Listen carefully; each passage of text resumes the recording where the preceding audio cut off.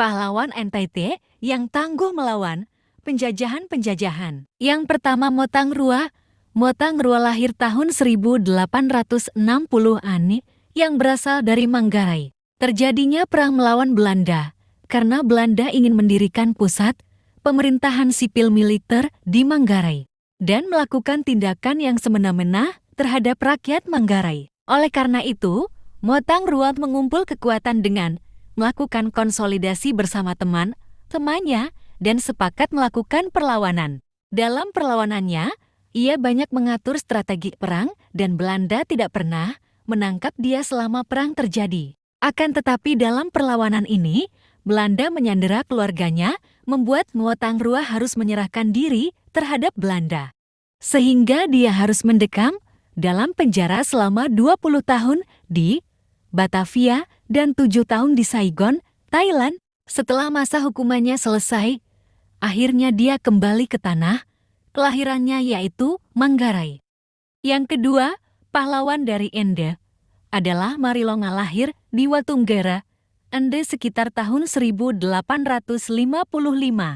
Marilonga mulai melawan Belanda sejak tahun 1899 yang dikenal dengan Perang Amesinuka Tanalala atau dalam bahasa Indonesianya, air laut naik tanah runtuh.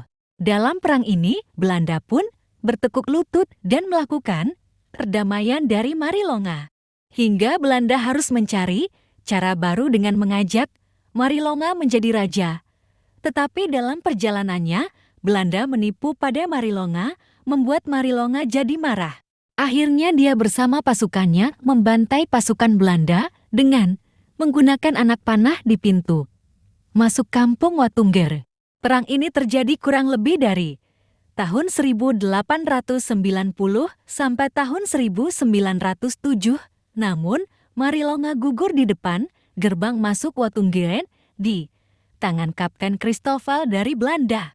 Yang ketiga, Wonakaka adalah pejuang rakyat Sumbayang, terkenal liar dan lincah, sehingga dia sangat ditakuti dan sangat disegani oleh bangsa penjajah.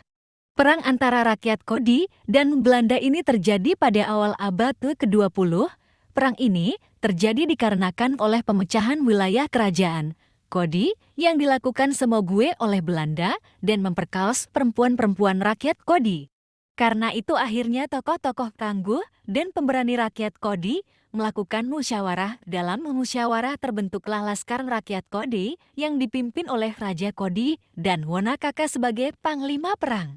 Perang itu terjadi kurang lebih dari tahun 1911 sampai dengan tahun 1913 dan akhirnya rakyat Kodi dan Belanda melakukan perdamaian.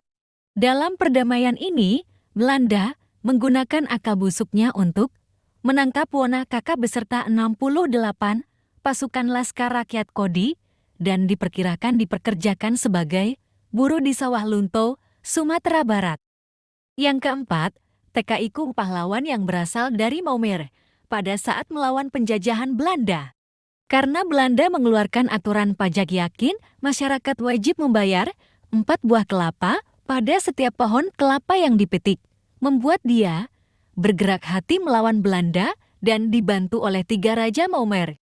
Perlawanan dari kekuatan rakyat Maumere yang dimulai pada tahun-tahun 1900 itu harus menelan pahit, karena menerima kenyataan kekuatan dari Belanda hingga TKI-ku pun ditangkap dan meninggal di Sawah Lunto, Padang, Sumatera Barat.